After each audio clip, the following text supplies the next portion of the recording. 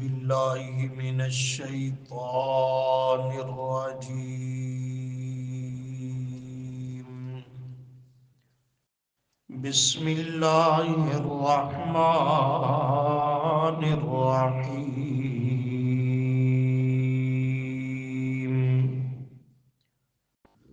اهدنا الصراط المستقيم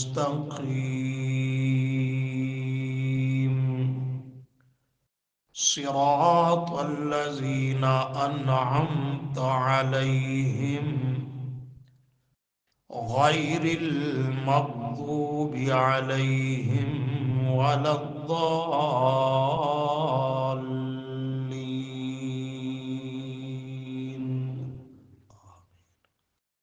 صدق الله العظيم.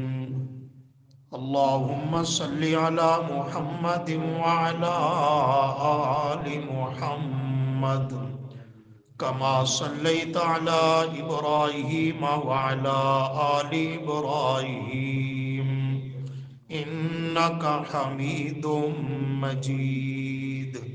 اللهم بارك على محمد وعلى آل محمد كما باركت على إبراهيم وعلى آل إبراهيم إنك حميد مجيد.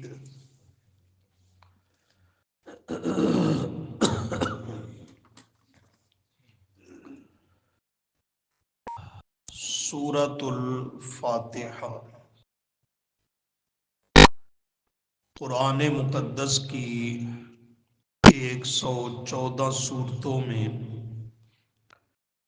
یہ سب سے عظیم الشان اور مضامین کے اعتبار سے پورے قرآن کی جامع صورت ہے۔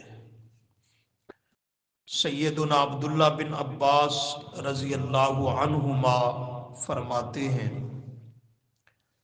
کہ اللہ کریم نے پہلی جتنی آسمانی کتابیں نازل فرمائیں بڑی چھوٹی،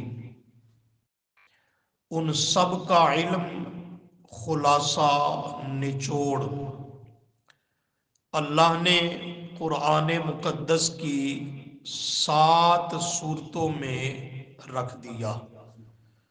وہ 7 صورتیں جنہیں حوامیم 7 کہا جاتا ہے۔ حوامیم جمع حامیم کی ہے، 7 کو کہتے ہیں۔ یہ 24ویں پارے کی سورہ حامیم المومن سے شروع ہو کر 26ویں پارے کی پہلی سورت سورہ حامیم الاحقاف پر جا کے یہ 7 صورتیں مکمل ہوتی ہیں۔ یہ مسلسل پے در پے لگاتار 7 صورتیں ہیں کہ جن کے ہر صورت کے شروع میں حامیم کا لفظ اور حروف آتے ہیں اور صورت کی ابتدا اس سے ہوتی ہے۔ تو فرمایا ان 7 صورتوں میں اللہ نے پہلی تمام آسمانی کتابوں کا خلاصہ بند کر دیا، اور پھر فرماتے ہیں کہ اللہ نے ان 7 صورتوں کا حوامیم 7 کا خلاصہ اللہ نے سورۃ الفاتحہ کے اندر رکھ دیا۔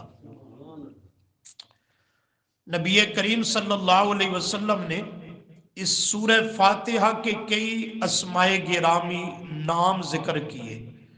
تقریباً مفسرین نے 32 نام شمار کیے ہیں مختلف احادیث سے۔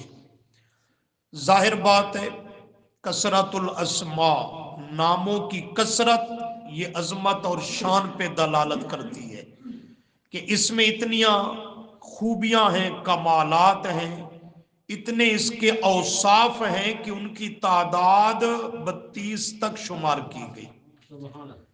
اس میں ایک جو اس کا معروف نام ہے وہ نام سورۃ الفاتحہ۔ فاتحہ اس کو کیوں کہتے ہیں؟ افتتاح سے، فاتحہ کا لفظ افتتاح کا معنی ہوتا ہے آغاز۔ چونکہ اسی سے قرآن مقدس کا آغاز ہوتا ہے، اس کا افتتاح ہوتا ہے، اس مناسبت سے اس سورت کا نام سورۃ الفاتحہ رکھا گیا۔ ایک اس سورت کا نام نبی کریم صلی اللہ علیہ وسلم نے فرمایا یہ سورت ام القرآن ہے۔ ام القرآن، ام کے دو معنی ہیں، ام سے ماں بھی ہے، ام سے امام بھی ہے، یہ دونوں ہیں۔ ام القرآن، یہ سورہ فاتحہ پورے قرآن کی ام یعنی ماں ہے۔ جس طرح اولاد ماں سے جنم لیتی ہے اور بڑھتی ہے، اسی طرح بعد کی تمام قرآن کریم کی 113 سورتیں، ان کے تمام مضامین جو ہیں وہ اسی سورہ فاتحہ سے نکل رہے ہیں، اسی سے آگے ان کی تشریحات آ رہی ہے۔ اور دوسرا معنی ام کا امام اور مقتدا کا ہے کہ باقی تمام صورتوں کے لیے باعتبار مضامین کے سورہ فاتحہ امام اور مقتدا کا درجہ رکھتی ہے، کہ بعد کی تمام صورتیں وہ اس کے تابع ہو کر اسی کی تفسیر اور تشریح میں چلتی ہیں۔ تو اس کے 32 تقریباً نام ذکر کیے گئے۔ ہم نے جس جملے پر بات کرنی ہے اس سے مناسبت رکھنے والا آپ نے ایک نام ذکر کیا اس کا، تعلیم المسئلہ۔ اس سورت کا نام آپ نے کیا فرمایا؟ تعلیم المسئلہ۔ مسئلہ سوال سے ہے، کہتے ہو نا مسئلہ پوچھنا ہے، کیا معنی ہوتا ہے؟ سوال کرنا ہے۔ مسئلہ کا لفظ سوال سے ہے، سوال کا معنی ہوتا ہے مانگنا، طلب کرنا، سوال کرنا، اور اسی کے شروع میں ہے لفظ تعلیم کا، تعلیم المسئلہ۔ معنی یہ ہے کہ اللہ سے مانگنا ہم نے کیسے ہے، اللہ سے مانگنے کا طریقہ، سلیقہ، رنگ ڈھنگ سکھانے اور اس کا تعلیم دینے والی فرمایا یہ سورۃ الفاتحہ ہے۔ یہ اللہ سے مانگنے کا ہمیں طریقہ سکھاتی ہے۔ چنانچہ دیکھو کیسے سکھاتی ہے۔ فرمایا الحمدللہ رب العالمین۔ الحمد، ال کا معنی تمام، حمد کا معنی تعریفیں، خوبیاں، صفتیں، کمالات، للہ خاص ہے واسطے اللہ کے۔ للہ کی جو لام ہے پہلی جس کے نیچے زیر ہے، یہ لام اللام للاختصاص ہے، لیکن یہاں یہ جملہ ذہن میں رہے کہ یہاں سے مخلوق کی تعریفیں مراد نہیں، یہاں سے کس کی صفتیں اور تعریفیں مراد ہیں؟ اللہ کی۔ تعریفیں تو مخلوق کی ہیں، اللہ کی بھی ہیں، انبیاء علیہ السلام کی تعریفیں ہیں، اولیاء کی ہیں، فرشتوں کی ہیں، پورا قرآن بھرا پڑا ہے نیکوکار ہستیوں کی تعریفوں سے، مدح سے۔ تو یہاں مخلوق کی تعریفیں مراد نہیں بلکہ اللہ کی، الہ اور معبود کی تعریفیں مراد ہیں، اس کی حمدیں، ثنائیں اور خوبیاں اور کمالات۔ تو معنی الحمدللہ، تمام تعریفیں، تمام صفتیں، خوبیاں اور کمالات للہ، وہ اللہ کے لیے خاص ہیں۔ خاص ہونے کا معنی کہ وہ اپنی ان صفتوں اور تعریفوں میں وحدہ لا شریک ہے، اس کا کوئی شریک نہیں۔ وہ کون سی ہیں؟ وہ ان گنت ہیں، زندگیاں ختم ہو جائیں اللہ کی صفتیں کبھی شمار ہونے کو آتی نہیں ہیں۔ عالم الغیب ہونا یہ بھی اس کی صفت ہے، حاضر و ناظر ہونا یہ بھی اسی کی شان اور تعریف ہے، مشکل کشا، حاجت روا، داتا، دستگیر، بیماریوں سے شفا دینے والا، اولاد دینے والا، عزت ذلت کا مالک و مختار، موت و حیات کا مالک و مختار، یہ شمار کرتے چلے جاؤ اللہ کی ان گنت صفتیں، خوبیاں اور کمالات۔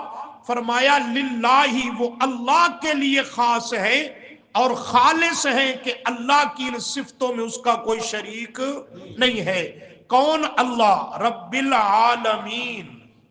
رب جو رب ہے، پالنے والا، پالنہار، پروردگار، تمام ضروریات کو اس کے حسب حال پورا کرنے والا، اور وہ ایک دو مخلوقوں کے لیے فرمایا نہیں، العالمین۔ العالمین جمع عالم کی ہے، عالم کا معنی جہان، تو العالمین تمام جہان والوں کا وہی رب ہے، وہی پروردگار اور پالنہار اور ضرورتوں کو پورا کرنے والا ہے۔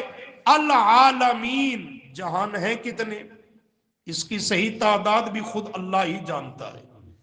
روایات مختلف ہیں، ایک حضرت ابو سعید خدری رضی اللہ عنہ عظیم الشان صحابی ہیں، ان سے جملہ ہے، وہ فرماتے ہیں یہ جس میں ہم زندگی گزار رہے ہیں یہ ایک عالم ایک جہان ہے، اس طرح کے اللہ نے کائنات میں 36,000 جہان آباد کر رکھے ہیں جی، 36,000۔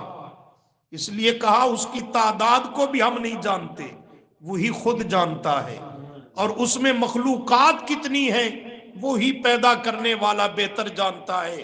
فرمایا وہ سب جہان والے جتنے بھی جہان ہیں تمام کے لیے وہی رب اور داتا و دستگیر ہے۔ الرحمن الرحیم، الرحمن بہت رحمت کرنے والا، الرحیم کا معنی بھی بہت رحمت کرنے والا، دونوں مبالغے کے صیغے ہیں جن کے معنی میں زیادتی ہے۔ بہت رحمت کرنے والا، سوال ہے جب دونوں کا معنی ایک ہی ہے بہت رحمت کرنے والا، تو ایک ہی معنی کے دو لفظ اکٹھے کیوں ذکر کر دیے؟ ایک ہی کافی تھا۔ الرحمن الرحیم دو میں سے ایک ذکر کر دیا جاتا تو مفسرین فرماتے ہیں الرحمن الدنیا ورحیم الآخرہ، کہ الرحمن کا تعلق دنیا سے ہے، دنیا میں بہتی رحمتیں کرنے والا اور سبھی پہ رحمتیں کرنے والا، رحمت عامہ کو نچھاور کرنے والا، جیسے دوسرے مقامات پہ ہے رحمتی وسعت کل شیء، میری رحمت ہر شے کو وسیع یعنی شامل حال ہے۔ لیکن الرحیم میں آخرت کا تذکرہ ہے، آخرت کے دن بھی اگر کسی کو نجات ملے گی، جنت اور کامیابی ملے گی، تو فرمایا اس دن بھی نجات اور چھٹکارا ملے گا تو الرحیم رب ہی کی رحمتوں کے ذریعے ملے گا۔ حدیث بھی ہے، نبی کریم صلی اللہ علیہ وسلم نے فرمایا عمل عبادت کرنے والوں خوب اللہ کی عبادت کرو پر اس پہ ناز اور گھمنڈ نہیں کرنا۔ کیوں؟ آپ نے فرمایا کل قیامت کے دن کوئی بھی محض اپنے عمل کے بلبوتے پر جنت میں نہیں جائے گا۔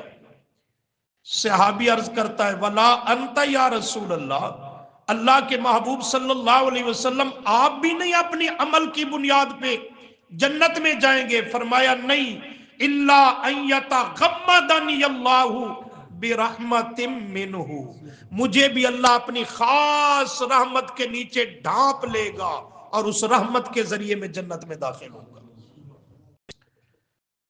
یہاں پہ پھر شیطان ہمارے ذہنوں کو خراب کرتا ہے اور پھر ہم اس سے متاثر بھی بہت جلدی ہوتے ہیں کہ قیامت کے دن نجات اور جنت کا ملنا تو رحمت کے ساتھ ہے، تو عمل کرنے کی ضرورت کیا ہے؟ پھر ہم کہتے ہیں اللہ بڑا غفور و رحیم ہے، بخش دے گا۔ بات سمجھنے کی ہے، اس میں شک نہیں کہ نجات جو ہے وہ اللہ کی رحمت کے ساتھ ہوگی، لیکن اللہ کی رحمت کس کو ملے گی، اس کا اہل اور مستحق کون ہوگا؟ وہی جو دنیا میں اللہ کی عبادت اور اعمال صالحہ کر کے جائے گا۔ تو یوں سمجھے کہ اعمال صالحہ اللہ کی رحمت کا ذریعہ بنیں گے اور پھر اللہ کی رحمت حصول جنت کا ذریعہ بنے گی۔ تو اعمال تو لازم ہوئے، اس کے بغیر رحمت نہیں، رحمت نہیں تو پھر جنت کا داخلہ ممکن نہیں رہے گا۔ مالک یوم الدین، مالکی وہ مالک ہے، قاضی نہیں فرمایا، جج نہیں فرمایا، حاکم نہیں فرمایا، مالک فرمایا۔ کیوں؟ یہ جتنے ہوتے ہیں نا، قاضی، جج، حاکم، وزیر اعلیٰ، وزیر اعظم، فلاں، ان کے اوپر کوئی نہ کوئی پھر ان سے باز پرس کرنے والا ہوتا ہے، لیکن جہاں لفظ مالک آ جائے تو پھر مالک سے اوپر کوئی ڈگری نہیں رہتی۔ ایسے ہے کہ نہیں؟ مالک جو ہے تو اس لیے فرمایا مالکی، وہ مالک ہے یوم الدین. کیا مانا؟ یہ دنیا میں ڈگریاں رکھنے والے، عہدہ اقتدار رکھنے والے، یہ سب قیامت کے دن اسی کے سامنے بے بس اور بے سر و ساما ہوں گے. ملک اور ملک دنیا میں بھی اللہ ہی کا چلتا ہے، اور کل قیامت کے دن بھی ملک اور ملک اسی ہی کا چلے گا. اور اس کی طرف سے وہ آواز اور صدا ہوگی، لمن الملک اليوم. آج کے دن کس کی بادشاہی اور حکومت ہے؟ کوئی اتنا بھی کہنے کی جرت نہیں کر سکے گا ربا تیری ہے، اور کوئی نہیں. بالآخر خود اللہ کی طرف سے آواز آئے گی، للہ الواحد القہار. اس اکیلے اور یکتا اللہ کی بادشاہی ہے جو القہار، اکیلا ہو کر سب پہ غالب اور سب کا نگران ہے. تو فرمایا مالکی، وہ مالک ہے یومی، اس دن کا، الدین، جو دن ہے بدلے کا، جو دن ہوگا بدلے کا دن. بدلہ ہر کے حال کے مناسب ہوگا. کما تدین و تدان، جیسا کریں گے ویسا بھریں گے، جو بیئیں گے وہی کاٹیں گے. نیکوکاروں کو ان کی شان کے مناسب بدلہ، اور اللہ اپنی رحمت کا معاملہ کرے، مجرموں کو ان کے حال کے مناسب سزا کی صورت میں بدلہ. یہ اللہ سے دعا مانگنے کا صورت طریقہ سکھا رہی تھی، وہ سبق ذہن میں رکھنا. کیا کرنے کا؟ دعا اللہ سے مانگنے کا، سوال کرنے کا طریقہ سکھا رہی تھی. اور شروع کیا کر دیا؟ اللہ کی تعریفوں کو. وہ الحمدللہ رب العالمین الرحمن الرحیم مالک یوم الدین. اس سے یہ صورت ہمیں بتلا رہی ہے جب بھی اپنے رب سے مانگو تو پہلے کچھ نہ کچھ ضرور اس کی تعریفیں کرو، اس کی حمد و ثنا کرو. عربی میں کرو. یہ کلمات الفاظ تو یاد ہے ہر مسلمان کو، اگر نہیں تو اپنی زبان میں کر سکتے ہو. کتب احادیث میں دیکھو، نبی کریم صلی اللہ علیہ وسلم کی دعاؤں میں بار بار اللہ سے مانگنا کم ہے، اس کی تعریفیں کرنا زیادہ ہے. مانگنا کم ہے، تعریفیں کرنا زیادہ ملتا ہے احادیث میں آپ کی دعاؤں کے اندر. تو یہ دعا کے آداب میں ہے کہ جس اللہ سے مانگنے لگے ہیں پہلے اس کی تعریف، حمد و ثنا کی جائے. اور یہ کرنے کے بعد پھر دعا کا دوسرا ادب، ایاک نعبد و ایاک نستعین. دوسرا ادب اس آیت میں مذکور ہے، اور وہ ہے عاجزی، انکساری، تواضع، اپنی بے بسی اور لاچارگی کا اللہ کے سامنے اظہار کرنا کہ یا اللہ سب کچھ تو ہی تو ہے، میں کچھ نہیں.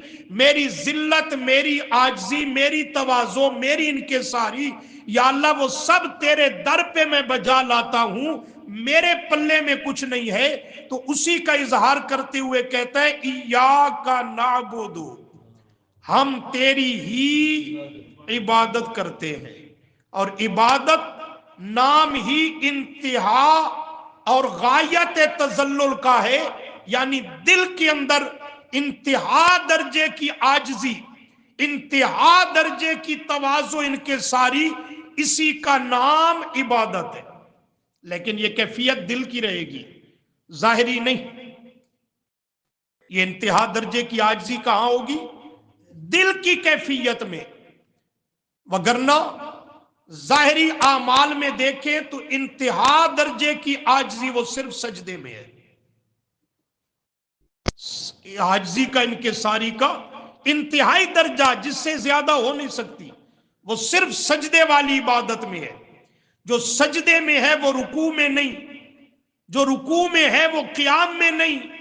ظاہری عمل کے اعتبار سے، ظاہری عمل کی شکل کے اعتبار سے تو یہاں جو عاجزی اور تواضع کی انتہا کا ذکر ہے اس کا تعلق دراصل دل سے ہے. یہ بات کو سمجھ آتی ہے؟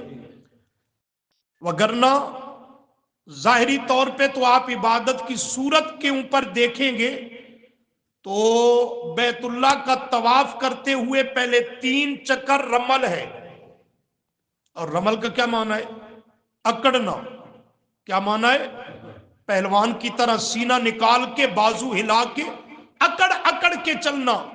अब कर रहा है मताफ में बैतुल्लाह का तवाफ, और वो अकड़ अकड़ के चल रहा है। इसका ये अकड़ना, ये इबादत है कि नहीं? तो वो माना कहां जाएगा भाई? इबादत नाम ही आजिजी की इंतहा का है। यहां तो जाहिरन तो उसका उल्टा आजिजी के खिलाफ अमल है, अकड़ना है। लेकिन उसका जिस्म अकड़ता रहे, दिल में अल्लाह के सामने उसकी आजिजी और इनके सारी बरकरार रहे, फिर ये बात। अगर वो अकड़ दिल में अल्लाह ना करे उतर गई तो फिर इसके अमल को ज़ाय कर देगी। असल जो चीज है वो दिल की कैफियत है।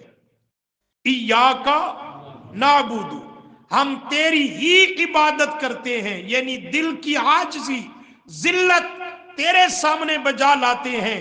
व इय्याका नस्ताईन, व इय्याका, और जरूरियात में, हाजात में, मुश्किलात में, मसाइब में गिर करके मदद, इस्तिआनत और नुसरत के लिए, मुश्किल कुशाई, हाजत रवाई के लिए पुकारते भी हैं तो सिर्फ और सिर्फ तुझे ही पुकारते हैं।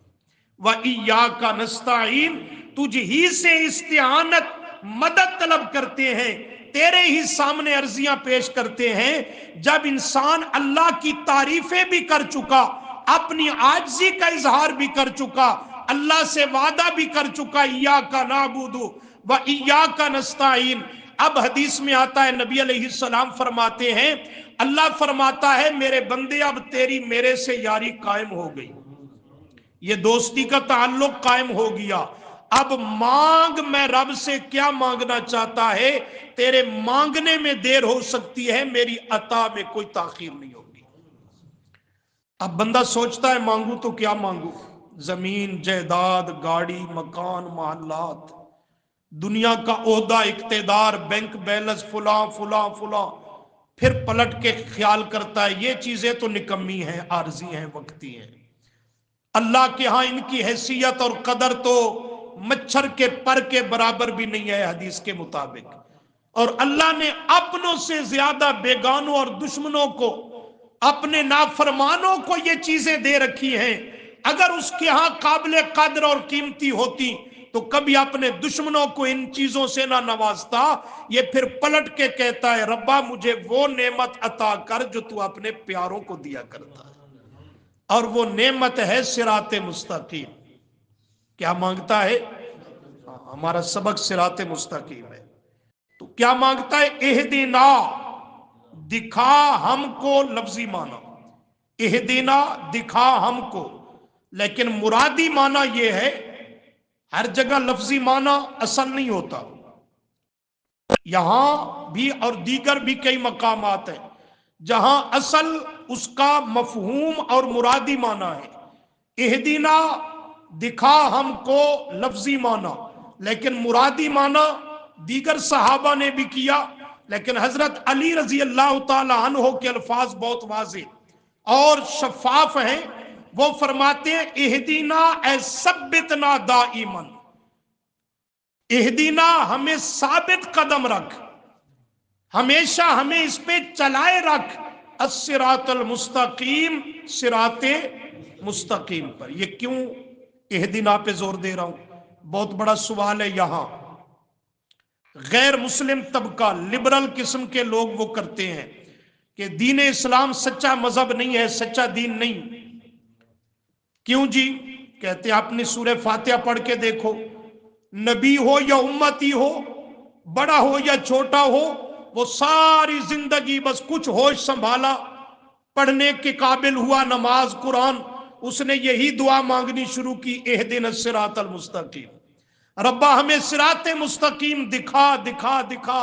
यही पांचों वक्त नमाजों में, इसके अलावा तिलावत करते हुए अल्लाह के सामने यही दुआ मांगता रहा, और मांगता मांगता दुनिया से चला गया। 50 साल ये दुआ मांगी, 70 साल मांगी, 100 साल मांगी, لیکن کبھی اس دعا کو اس نے چھوڑا اور ترک نہیں کیا. اس کا آخر دم تک یہ دعا مانگنا، یہ بات کا پتہ ہے کہ اس کو مرتے دم تک صراط مستقیم اس کے رب نے دکھایا نہیں. اگر دکھا چکا ہوتا تو پھر دوبارہ کہنا اہدنا الصراط المستقیم، ہمیں صراط مستقیم دکھا، یہ تو پھر کوئی دعا کا مطلب بنتا ہی نہیں. سوال سمجھ آتا ہے نہیں آتا؟ نبی علیہ السلام بھی یہی سورہ فاتحہ پڑھتے رہے، یہی دعا مانگتے رہے، لفظی معنی کو سامنے رکھے، ہمیں سیدھی راہ صراط مستقیم دکھا. مانگتے مانگتے آپ بھی دنیا چھوڑ کر تشریف لے گئے. صحابہ، تابعین، پوری امت، وہ کہتے ہیں اگر سچا دین اسلام ہوتا یہ دعا ابتدان مانگنا تو سمجھ میں آتا ہے، لیکن اللہ انہیں پھر صراط مستقیم دکھا دیتا، پھر اس پہ چل پڑتے، پھر اہدنا کہنے کی ضرورت نہ تھی. جب ساری زندگی یہی وظیفہ پڑھا تو مطلب ہے اللہ نے انہیں دکھایا. بات سمجھیے کہ نہیں سمجھی؟ اس لیے کہہ رہا ہوں یہاں لفظی معنی اصل مراد ہے ہی نہیں، یہاں معنی وہ اس کا مرادی ہے ثبتنا دائماً مستقیماً، ہمیں اس پہ مستقیم رکھ، اہدینا ہمیں چلائے رکھ، ہمیں ثابت قدم رکھ اور استقامت دے صراط مستقیم پر. صراط مستقیم ہے کیا؟ اس کے کئی مصداقات ہیں لیکن سب کا نتیجہ ایک ہے، الگ الگ راستے نہیں، راستہ ایک ہے. تعبیریں مختلف ہوتی ہیں اور ان میں جو سب سے پہلی تعبیر ہے وہ یہی صراط مستقیم ہے، ایاک نعبد و ایاک نستعین. اس جملے کا خلاصہ کیا ہے؟ اللہ کی خالص عبادت کرنا اپنے اس کیے ہوئے وعدہ کے مطابق، یہی صراط مستقیم ہے. صراط مستقیم کیا سمجھیں گے؟ دعا مانگتے ہیں نا تو پتہ بھی ہو کیا مانگ رہے ہیں، اور صراط مستقیم ہے کیا. جب آدمی ایاک نعبد و ایاک نستعین کہتا ہے، اللہ ہم تیری ہی عبادت کرتے ہیں اور کرتے رہیں گے، یہ ہی میں کیا ہے؟ تیری ہی عبادت کرتے ہیں، یعنی تیرے سوا کسی دوسرے کی عبادت نہیں کرتے. اسی ہی میں ہے اللہ کی خالص عبادت کا تذکرہ. وَإِيَّاكَ نَسْتَعِينُ، اور تجھ ہی سے مدد طلب کرتے ہیں، مدد کے لیے تجھے ہی پکارتے ہیں. یہ ہی کا لفظ بتلا رہا ہے کہ اللہ کی خالص عبادت کا وعدہ اللہ کریم سے کیا جا رہا ہے. جب اس کو اللہ سے وعدہ بھی کر لیا، سمجھ بھی لیا، تو اب بندہ کہتا ہے اہدینا، اللہ یہ تو نے دکھا تو دیا، اب اسی صراط مستقیم اپنی خالص عبادت پہ ہمیں ثابت قدم رکھ، اسی پہ چلائے رکھ کہ کہیں زندگی کے کسی مرحلہ میں ہم اس سے بھٹک نہ جائیں، بہک نہ جائیں. تو اول مصداق، کوئی پوچھے صراط مستقیم ہے کیا، کہو اللہ کی خالص عبادت کرنا، کہ اس کی عبادت میں کسی شے اور ہستی کو شریک نہ کرنا، یہی صراط مستقیم ہے. اور اس کے ساتھ ساتھ یہ نقطہ بھی سمجھ لینا چاہیے، جسے اللہ نے اپنی عبادت کی سمجھ دے دی، پھر اپنی خالص عبادت کرنے کی توفیق بھی دے دی، شرک سے بچا لیا، وہ اللہ کا شکر ادا کرے، یا اللہ تو نے مجھے صراط مستقیم پر چلا دیا. اور جو شرک سے نہیں بچا وہ صراط مستقیم پر ابھی تک آیا نہیں ہے. آپ کہیں گے یرا اس جہاں پر معنی واضح نہیں ہو رہا، اس کو ذرا دوسرے مقامات سے دیکھیں گے جہاں بالکل صاف طور پہ قرآن اسی کو ذکر کرے گا جو یہاں سورہ فاتحہ میں ہم نے بات کر دی ہے. ذرا دیکھیں گے تیسرا پارہ سورہ آل عمران،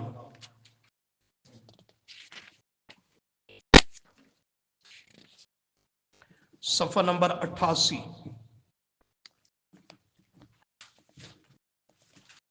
صفحہ 88.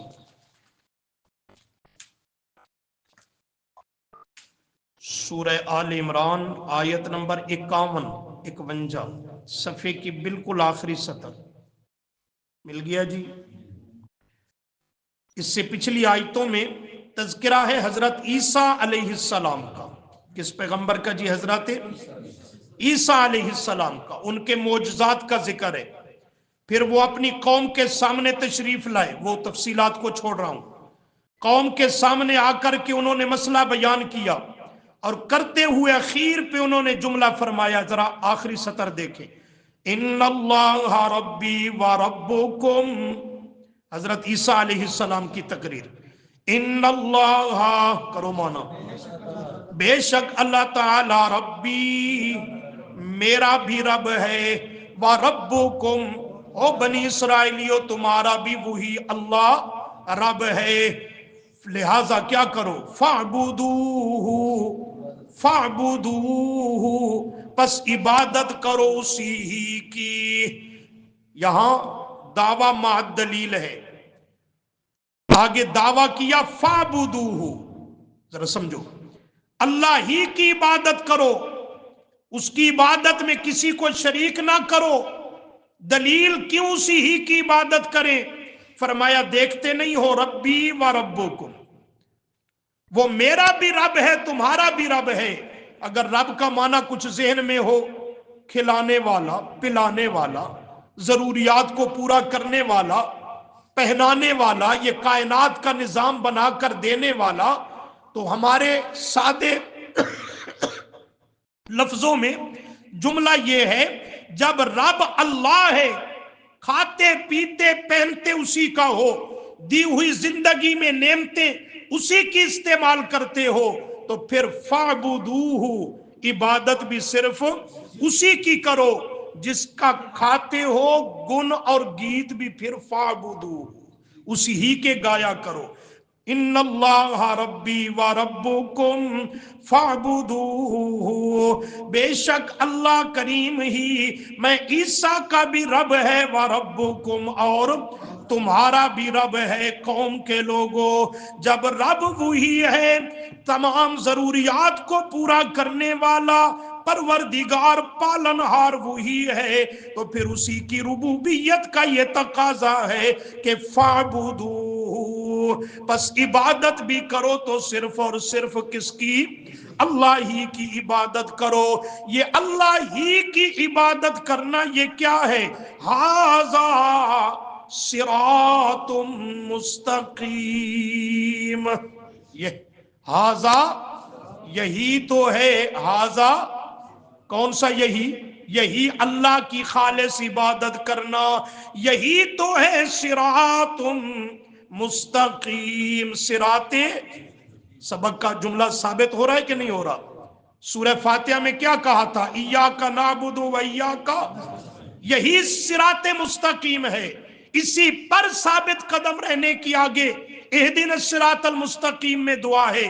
اس آیت نے بالکل واضح کر دیا کہ اللہ کی خالص عبادت کرنا ھذا یہی ہے، یہی صراط مستقیم۔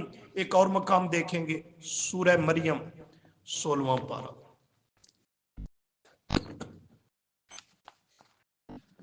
سورہ مریم 16واں پارہ، جی صفحہ 490، 490۔ یہاں بھی تذکرہ حضرت عیسیٰ علیہ السلام ہی کا ہے۔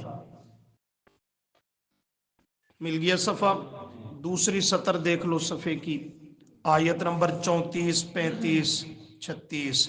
ذالک عیسیٰ ابن مریم، یہی ہے عیسیٰ بن مریم، قول الحق الذی فیہ یمترون، یہ اللہ نے حق سچ کی بات کو واضح اور ظاہر کر دیا۔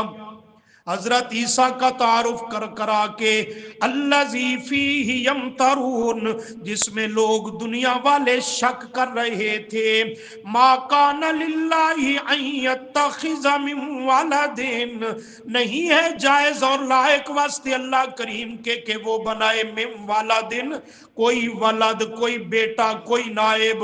وہ یہودی جو کہہ رہے تھے عزیر کو اللہ نے بیٹا بنا لیا، حضرت عیسیٰ کے متعلق عیسائی کہہ رہے تھے اللہ نے ہمارے پیغمبر عیسیٰ کو اپنا بیٹا اللہ نے بنا لیا۔ فرمایا نہیں نہیں، ما کانا، اللہ کی شان کے یہ لائق اور مناسب بھی نہیں، ان یتخذ من ولد، کہ وہ کسی کو ولد بیٹا بنائے۔ کیوں؟ اس لیے کہ سبحانہ، وہ اللہ ولد بنانے سے، ہاں بیٹے شیٹے بنانے سے پاک ہے، بنانے کی اسے ضرورت ہی کیا ہے، اس کی تو شان ہی یہ ہے، اذا قضا امرن، جب وہ فیصلہ کرتا ہے امرن کسی بھی معاملے اور کام میں، تو فَإِنَّمَا يَقُولُ لَهُ كُن فَيَكُونُ، اسے کوئی مشقت تگ و دور محنت کی ضرورت نہیں پڑتی، وہ ارادہ کرتا ہے کام ویسا ہی ہو جایا کرتا ہے۔ واقعی فرمایا ان دلائل سے ہٹ کر حضرت عیسیٰ کو میرا ولد اور بیٹا قرار دینے والوں، حضرت عیسیٰ کی گفتگو اور تقریر پر تم نے غور نہیں کیا، اس کی تو دعوت اور تقریر یہ تھی کہ وَإِنَّ اللَّهَ ربی، اور بے شک اللہ کریم ہی میں عیسیٰ کا بھی رب ہے، وَرَبُّكُمْ، اور بولو تمہارا بھی وہی رب ہے، فَاعْبُدُوهُ، تو میں عیسیٰ کی نہیں، میری ماں مریم کی نہیں، اسی اللہ ہی کی خالص عبادت کرو، اسی ہی کی عبادت کرو، وہ تمہارا بھی رب ہے میرا بھی رب ہے، تو عبادت کے لائق بھی وہی کائنات کا رب العالمین ہے، اور یہ اللہ ہی کی خالص عبادت کرنا، ھذا صراطم، کرو صراط مستقیم، یہی ہے ہاں صراط مستقیم۔ ذرا سورہ یاسین کی زیارت کرو، 23واں پارہ،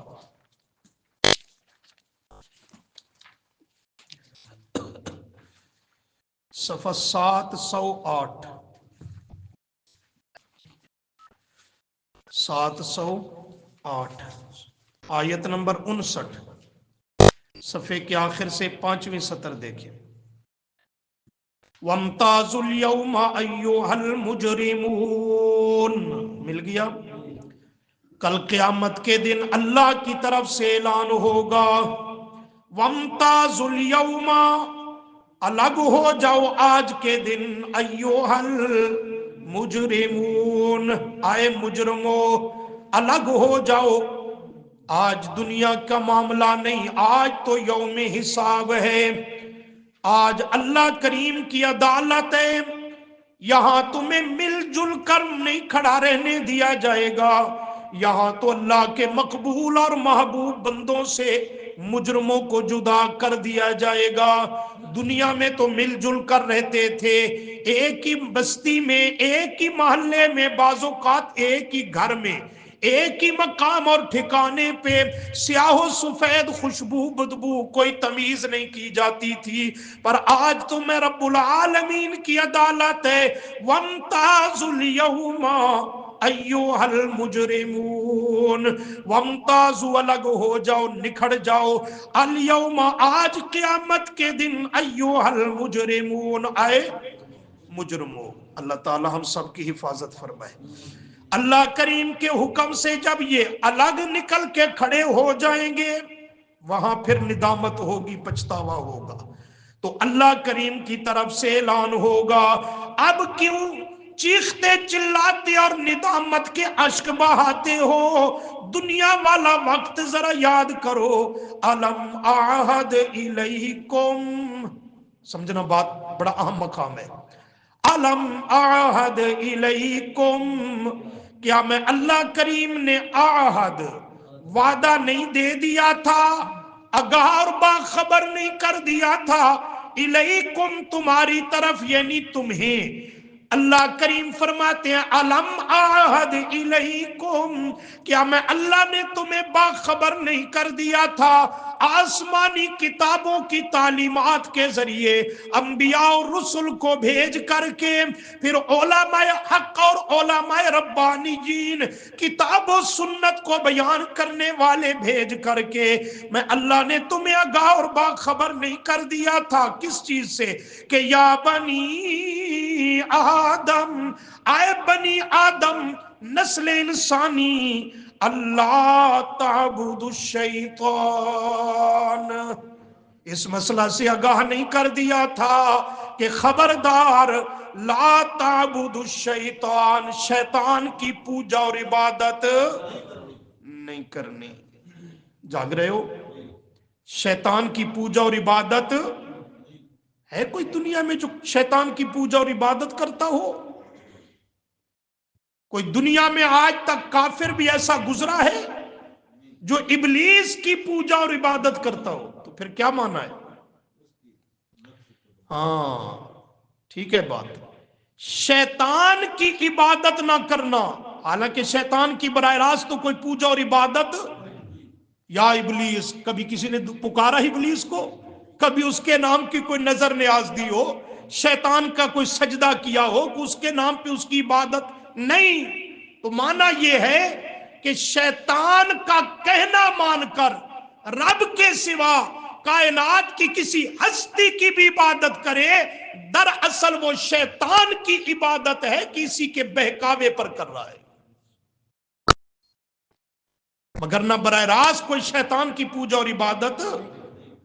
जो भी गैरुल्लाह की पूजा और इबादत की जाती है वो किसके कहने और उकसाने पर है? किसके धोखा देने और गुमराह करने पर है? शैतान के वजह से है। तो वो दर हकीकत इसी शैतान की ताबेदारी और पूजा की जा रही है। इसलिए फरमाया, बनी आदम, तुम्हें आगाह नहीं कर दिया था कि अल्लाह ताबुदु शैतान, शैतान का कहना मानकर उसकी तात और फरमा बरदारी करते हुए, उसके नक्शे कदम पर चलते हुए गैर खुदा की इबादत और पूजा न करना, शैतान का कहना नहीं मानना, मैं रब्बे रहमान का हुक्म मानना है। क्यों? इन्नहु लकुम अदुव्वुम मुबीन, इन्नहु, बेशक वो शैतान, लकुम, ओ आला औलाद आदम, तुम्हारे लिए, अदुव्वुन, दुश्मन है, मुबीन, कैसा दुश्मन है? कैसा खुलम खुला दुश्मन है, नजर तो आता कोई नहीं, कि काबू आ वने तो फिर वेखो होंदा की उस। मुबीन का माना खुलम खुला, जाहिर बाहिर, खुले तौर पे दुश्मनी करने वाला। हालांकि वो छुपा हुआ है, वो तो मुबीन वाज़े और जाहिर नहीं। मुफस्सिरीन फरमाते हैं, इन्नहु लकुम अदुव्वुम मुबीन, बेशक वो तुम्हारा खुलम खुला दुश्मन है। क्या माना? खुद तो छुपा हुआ है पर उसकी दुश्मनी नजर आती है।